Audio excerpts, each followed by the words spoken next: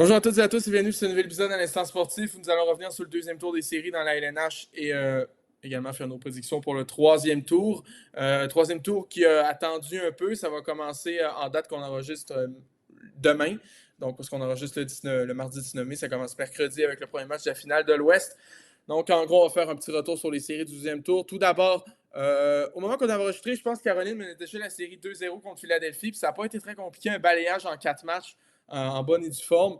Pas été très compliqué. Les Flyers n'ont jamais vraiment été dedans, là, sincèrement. Fait que les Hurricanes qui ont eu énormément de jours de congé parce que, là, comme d'habitude, ils ont eu, je crois, ils vont avoir 12 jours en tout en attendant que les Canadiens se débarrassent des Sables de Buffalo. Donc, ça a été, en tout cas, ça a été assez facile pour les Hurricanes. Ils peuvent toujours encore profiter de leur support, de leur trio de Stankoven et Taylor Hall notamment, puis également Frédéric Anderson qui a été solide. Ouais, mais là, Mais c'est les Flyers, c'est pas Hurricanes au sont niveau. un peu durs à juger parce qu'ils ont affronté l'équipe numéro 6 et l'équipe 8 de l'Est. Donc, est-ce qu'ils sont vraiment un rouleau compresseur ou ils ont juste eu des affrontements faciles?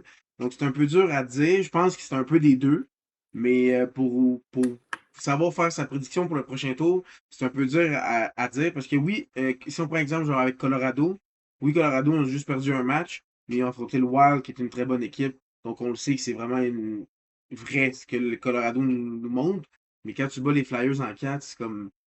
Ben, si tu l'avais pas fait en 4, c'est quasiment gênant. Là, parce que pour vrai, Flyers puis Ottawa, ils ont juste été mauvais. Je pensais qu'elle allait être meilleure, mais ils ont juste été mauvais. Donc c'est dur à dire.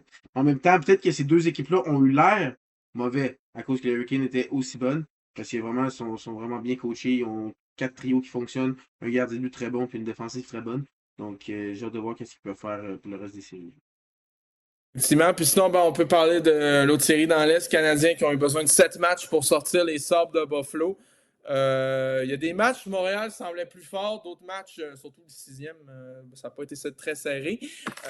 Surtout, moi je pensais que ça allait être un peu l'espèce de coup final pour les Canadiens, Ouais. celui-là, puis finalement, se sont bien relevés.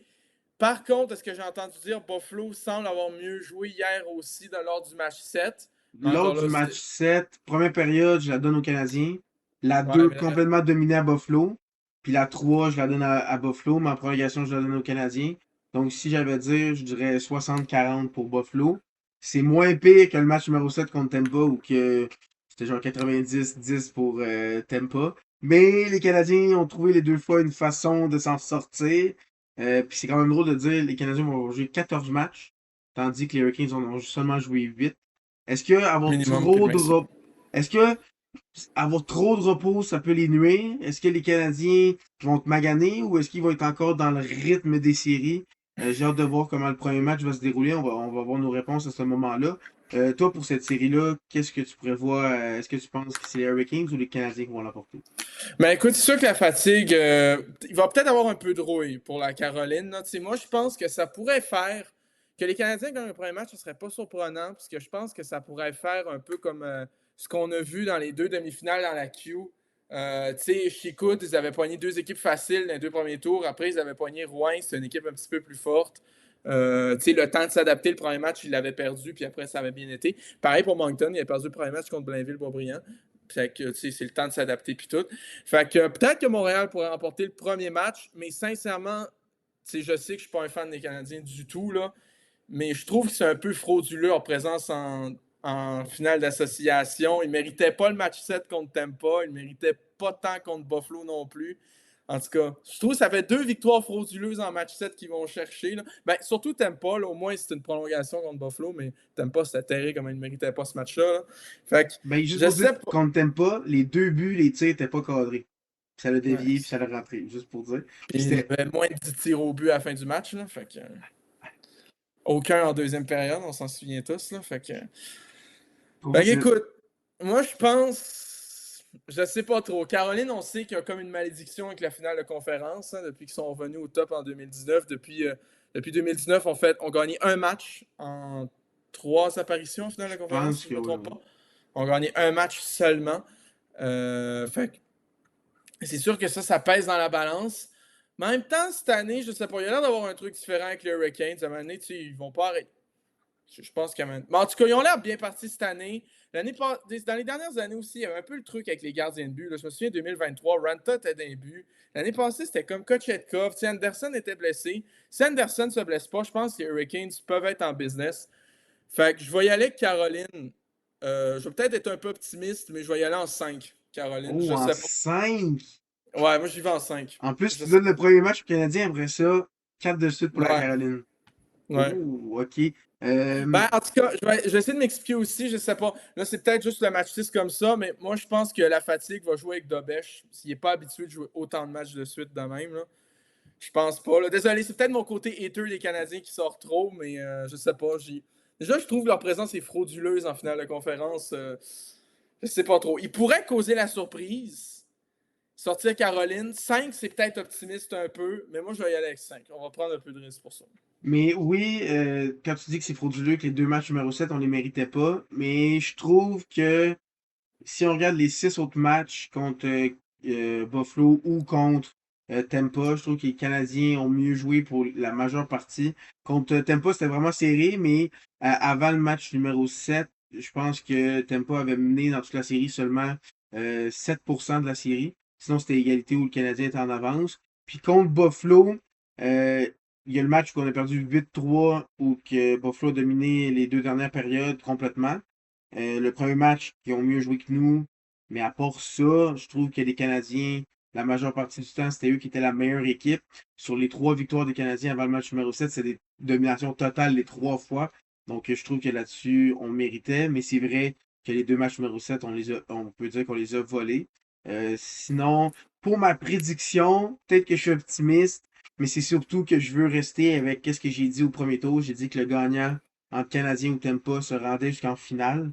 Donc, je vais garder ma prédiction. Je vais dire que la run merveilleuse des Canadiens, la magie va se continuer en un autre match numéro 7 que les Canadiens vont aller voler en tirant 4 fois et marquant 3 buts sur des déviations. Puis Dobej va être un mur de briques. On va aller le voler encore. Un Alex Newhook game winner comme il essaie très bien de le faire.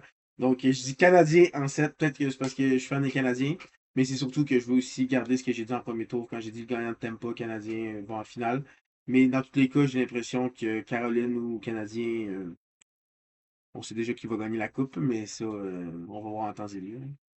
On peut aller du côté de l'Ouest. L'Avalanche, on s'entendait peut-être à ce que la série soit plus serrée. Ouais. Il y a un match que le Wild vraiment mieux joué. Ben, peut-être le dernier contre Choke aussi, là, mais en tout cas, l'Avalanche qui a sorti le Minnesota en 5 matchs. Tous ses efforts pour le Wild pour se faire sortir en 5 matchs au Ça, deuxième tour, c'est c'est quand quand même même drôle. impressionnant pour Colorado. Là. En 5 matchs, là, je m'attendais pas à ça. Il y a eu des petites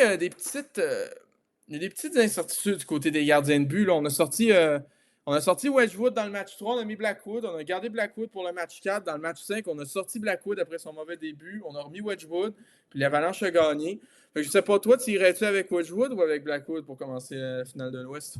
Ben, moi, je pense qu'ils ont été trop sévères envers Wedgwood. Il a connu Ouais, genre une mauvaise performance, peut-être deux avec le premier match, mais sinon, il était bon au premier absolument. tour.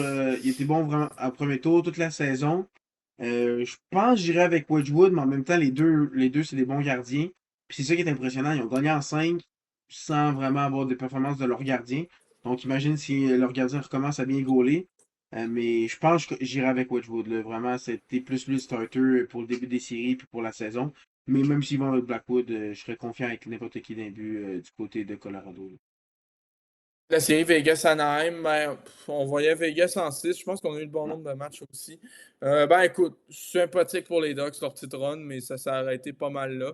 Le Golden Knights quand même restait plus fort sur papier. Maintenant, pour ce qui est de la finale de la conférence, ben écoute, je ne veux pas sentir biaisé envers ma haine envers les Golden Knights, mais Je suis pas mal sûr que ça se finit là. Là. ouais, non, du moins, je prie très fort, je l'espère très fort que ça se finit là pour Vegas. Là. Mais si on Euh, fait juste regarder les joueurs étoiles, je prends Colorado avec McKinnon, avec McCarr, avec tout ça. ouais. Si on regarde l'attaque, je préfère Landeskog, Lekonen, McKinnon, Netchas, Nishushkin, Kadri. Je préfère ça à celui de Vegas, même si Marner, c'est lui qui mène la ligue en points. Étonnamment, c'est ça que ça fait quand tu t'en vas de Toronto. Hein, étonnant, étonnant. Mais sinon, après ça, Si tu regardes la défensive de Colorado, pour moi, c'est la meilleure de la ligue, avec Manson, avec Kulak, avec Makar, avec Devante. Genre, pour moi, c'est toute une défensive. Mais je la prends, même si que Vegas ont quand même une bonne défensive avec Anderson, Hanifin, Theodore, mais je prends de Colorado devant. Puis d'un but, que ce soit Blackwood ou Wedgwood, même si on a de la difficulté, je prends ça avant Akira Schmidt, Carter Hart ou Aiden Hill, bien avant. Donc, puis même les coachs. Torch, c'est un bon coach, mais je prends Bednar avant. Donc, je vois pas dans quel sens Vegas pourrait l'emporter. Je pense pas que ça va être un sweep, mais si on réussit à battre le Wild en 5, je dirais Colorado, gros max en 6. Ouais, ça aussi. Donc, Donc, on m'a posé tout ce qu'il faut. tu dirais une finale Caroline-Colorado. De mon Ouais. côté, je dirais une finale Canadien-Colorado. Donc, j'ai hâte de voir qu'est-ce qui va arriver de ce côté. Donc, pour ce qui est des demi-finales, ça va commencer mercredi pour la finale de l'Ouest et jeudi pour la finale de l'Est. Finale de l'Ouest qui va commencer au Colorado. Ben, je ne sais même pas pourquoi Ouais. je doute alors que Vegas ont fini avec plus de défaites que de victoires, je pense, cette année. Colorado Euh, finit premier de la ligue aussi. ouais, fait que c'est ça. Ouais, c'est sûr. Puis l'autre série qui va commencer en Caroline, si je me trompe C'est pas. quand même fou, le Canadien ont fini, je pense, c'est sixième de la ligue. Puis s'ils battent la Caroline, puis c'est Colorado en finale, ils vont avoir affronté toutes des équipes plus haut qu'eux. Ils vont avoir été à l'extérieur tout le temps, même en étant sixième de la ligue. C'est quand même fou. Mais en même temps, rendu là, c'est même pas un désavantage pour les Canadiens. Ils ont été complètement mauvais à domicile. Ils ont gagné trois de leurs quatre matchs dans chaque série à l'extérieur. Donc, finalement, être à l'extérieur, ça les a fait du bien pour les Canadiens. Avantage. Puis c'était pareil pour Buffalo. Ils jouaient mieux à l'étranger qu'à domicile. Fait quoi, c'est ça, c'est que ça commence. Sinon, ben, il y a eu quelques nouvelles dans les dernières semaines du côté de la LNH. Tout d'abord, Craig Berube a pris le bord du côté des Maple Leafs. Je sais pas c'est qui va prendre la place, sincèrement. Si les Golden Knights vont arrêter de faire leur connard et laisser Bruce Cassidy parler des équipes, ça serait sympathique. On sait que les Oilers se sont essayés avant de congédier Chris Knobloch. Fait que là, Cassidy, on ne sait pas où il va aller. Craig Berube aurait parlé avec les Oilers. Moi, je suis pas sûr que c'est tant un bon choix que ça pour Ben moi, Edmonton. honnêtement, je pense pas qu'Edmonton, le problème, c'est le coach, hein. Je pense qu'on a vu une stat, c'est comme Rain Nugent Hopkins dans toute sa carrière avec les Oilers, il y a déjà genre une dizaine de Ouais. coachs qui a passé, puis il est là depuis genre 15 ans. Donc, je pense pas que c'est le coach, comme j'ai dit dans le bloc, qui a amené son équipe deux fois en finale. Genre, je pense pas que c'est là le problème. Le problème, c'est pas mal d'imbus puis des défenseurs défensifs, là. Ouais. Mais non, mais c'est parce que je dis ça parce que Berube, c'est pas un gars. Ben, tu sais, c'est pas un. Ben, tu sais, on l'a vu à Toronto. C'était pas nécessairement un bon match. Je trouve pas. Je pense pas que Craig Berube est un mauvais coach, mais c'était pas nécessairement le bon match avec Toronto. Tu sais, il amène un petit style de jeu un petit peu plus physique, un peu plus c'est défensif que les Maple Leafs s'apportent pas parce que tu sais, va demander à Matthews de jouer physique là. Puis Ender. Fait que ouais, c'est ça. Eux, Il n'y a c'est pas plus des juste joueurs ça. offensifs. C'est pareil à Edmonton. Fait Si que, tu checkes Toronto, il y avait une défensive vraiment en bas de la moyenne puis des gardiens moyens. Puis ça a été une des pires équipes défensivement. Que là, si t'amènes Greg Berube avec une autre défensive en bas de la moyenne puis des gardiens pas bons, ben ça va pas mal probablement faire le même résultat. Donc je sais ouais. pas si c'est le bon choix, mais en même temps, qui serait le bon choix? Genre. Cassidy sera un meilleur choix pour les Oilers, Ah, mais mais encore là. ils ont pas là d'y parler. Ouais, c'est à cause que les Golden Knights font leur. Je ne dirai pas le mot. Puis justement, Mais les Golden Knights, ils ont aussi eu une autre controverse. Ils ont été ouais. mis à l'amende, puis ils vont perdre un choix de deuxième tour parce qu'ils n'ont pas parlé aux médias après leur victoire Dans contre les Ducks. ouais. Donc là, il y a du monde qui ont sorti une nouvelle que c'était parce qu'à Anaheim, après 11 heures, il n'y a plus de vol, il n'y a plus d'avion. Sinon, il faut t'attendre au lendemain matin. Mais là, c'est parce que c'est pas la première fois que ça leur arrive dans la saison de pas parler aux médias. Donc, l'excuse, Ouais. je la prends moyen. Donc, Vegas, de plus en plus, on dirait qu'ils font tout pour pas qu'on les aime vraiment. Donc, Non, c'est l'équipe la plus haïssable, c'est même pas proche. Non, sincèrement. À part si t'as vraiment une dent contre d'autres équipes, là, comme moi et Utah, par exemple, mais sincèrement, les deux sont dans le plus bas niveau de l'enfer pour moi. Là, fait que, en t'aimerais tout ça cas. qu'ils perdent, disons. Ah, c'est bon que oui. Là. J'ai jamais. Tu sais, quand je vous ai dit que je voulais qu'une météorite tombe sur l'arena dans la finale Vegas-Utah, là, je n'y ai pas. Là. C'est comme. En tout cas, fait que. Ouais, c'est nos prédictions. Sinon, y a-t-il d'autres nouvelles qu'on a manquées niveau LNH? Je suis pas trop Je sûr. Je pense pense, pas. on avait-tu parlé de Schaefer qui a eu le call 2? Ah, non, mais moi, je comprends pas l'intérêt de dévoiler les vainqueurs des trophées avant la cérémonie de prix. Ouais. Là. Tu sais, ils vont faire une cérémonie, mais on sait déjà les gagnants. Il va rester genre deux trophées, là. Non, ça, c'est cave. En plus, ils le faisaient pas avant, là, je sais pas. Mais ça, c'est comme la LNH, hein. On sait que l'année prochaine, la coupe, pas la Coupe Memorial, mais la classique hivernale va encore être le 31 décembre for some reason. Ce sera pas le 1er janvier. Ça fait comme 3 ans qu'ils font ça. Ils sont tellement épais. En tout cas, je vais pas revenir Mais là-dessus, en là, plus, ils mais dévoilent le trophée en pleine série comme on s'entorche. oui. On s'entorche vraiment. Là. Ben, en tout cas, chez First, c'était beau. Là. Il était rassemblé à Ouais. l'équivalent de Salut Bonjour aux States, là, mais cette comparaison était tellement violente. Le Mais salut bonjour des States. ouais, exactement. Gino Chouinard américain était là. Non, c'est Good Morning America. C'est quand même plus gros que Salut Bonjour, mais pareil. Bon. Fait que ouais, c'est ça. Là, il était là avec. Ben, c'est ça. Il y avait sa famille qui était là, sa blonde, sa famille d'accueil, on peut dire ça, chez qui il habite. Ben, en tout cas, chez qui il habite un moment, c'est-à-dire la famille de Matt Martin, chez Matt Martin, qui a habité. D'ailleurs, fun fact, parce que nous autres, à mon travail, depuis qu'on est tous un peu des passionnés de hockey, ça arrive qu'on se perde à checker des stats de joueurs focal sur HockeyDB. Puis, ben, en tout cas, sur des trucs random de même, des pages Wikipédia. Puis, on a appris que la femme de Matt Martin, c'est la fille d'un ancien corps arrière de la NFL. Après, demande-moi pas de me dire son nom parce que je m'en souviens plus du tout, mais c'est un gars qui a déjà gagné le MVP. Non. Fait que, il était pas mauvais, son père. Il a fait le Super Bowl une fois, il a pas gagné. Ben, gars, écoute-moi le checker. J'ai rendu là. Qu'est-ce que Puis, puis sinon, pendant que tu checkes ça, Schaefer n'a pas juste gagné le Calder, il a été voté c'est? Ouais, unanimement. c'est vrai. Puis c'est le premier depuis Timo Selané. Puis Timo Selané, on se souvient, il avait marqué en haut de 70 buts puis 130 points. C'était normal qu'il soit unanime quand il l'a gagné. Donc ça fait très longtemps que c'était pas arrivé. Puis en même temps, c'était 100% mérité. Schaefer avait Hmm. été vraiment extraordinaire. Puis deuxième, ça a été Demidov. Puis on a vu que Seneki avait fini troisième. Ouais. Puis on a vu aussi que Dobesh et Kapanen avaient reçu des votes Ouais. aussi pour le Calder. Je viens de trouver le père de la femme de Matt Martin, c'est Boomer Esiason. Je ne sais pas si je prononce bien son nom de Boomer, famille. man. Ben, Boomer, c'est le surnom que sa mère lui a donné. Son vrai nom, c'est Norman Julius, en tout Ok. cas. Donc, c'est un carrière qui a joué de 84 à 97 dans la NFL avec les Bengals, les Jets, les Cardinals et il retournait avec les Bengals après pour une dernière saison. A gagné Man of the Year en 95 et le MVP en 88. L'année qu'il a fait le Super Bowl avec les Bengals de Cincinnati. Avait toutefois perdu, je crois que c'était contre San Francisco, si je ne me trompe pas. Donc voilà, ça c'était le fun fact. Vous en faites ce que vous voulez. Sincèrement, vous en faites ce que vous voulez. Je sais pas Vous comment allez on s'est pouvoir... rendu à Matt Martin. On a vraiment.